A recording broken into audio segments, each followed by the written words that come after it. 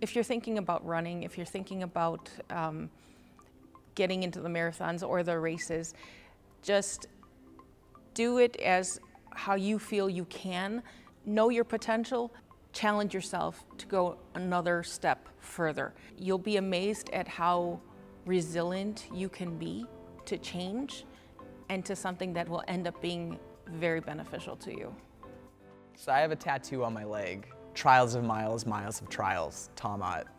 And a lot of people think it's weird that I tattooed that on my leg. To me, Trials of Miles, Miles of Trials, clear reference to running, right?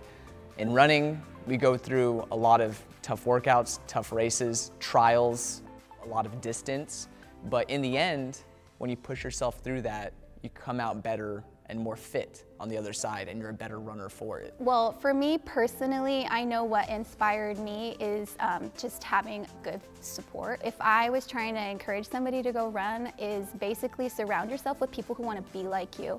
I try to be positive. I try to encourage those around me to chase their goals and do what they can, because anything is possible, especially when you focus and you just believe in yourself. So just believe in yourself. Do what you got to do, get out there, and then just keep working. If you're racing the marathon or the half marathon or whatever distance you're racing, all I would say is go all in. I was just watching that movie Free Solo. He talks about the warrior mentality, and he says that you really have to go all in if you want to be victorious at anything and leave nothing behind. And when you think about, someone climbing a 3,000-foot mountain with no gear, and one step can mean his death. What is one race? What is one marathon? What is one half marathon? Why not give it your all and see what happens? What's the worst? What's the worst that you can lose, comparatively speaking?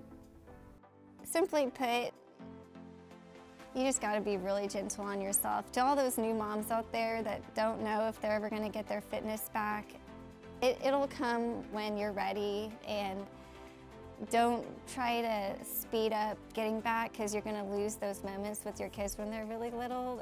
It's a very nice balance of giving yourself a lot of grace, but also cherishing that time with them. But it'll come back, and then it'll be even more meaningful when it does, because you'll get to share all those running times with your children, and it's really cool. There's going to come a part in every single race where it's just going to hurt, and it's not going to feel good anymore, and it's not going to feel fun. This generally comes 3/4 of the way through the race, usually at a part where there's no one cheering, and you're just like, why am I doing this? And remembering that if you're doing it right, it's supposed to hurt. And at the end of the day, if you quit, it's going to hurt more than any point in the race will. So I try to keep that in mind. Sometimes you have to be okay with the fact that it hurts and it doesn't feel good anymore, but you just got to push through and keep doing it, because that's not the point that you quit. That's just the point that it hurts, and you're going to get through it just like anything else. So that's what I keep in mind.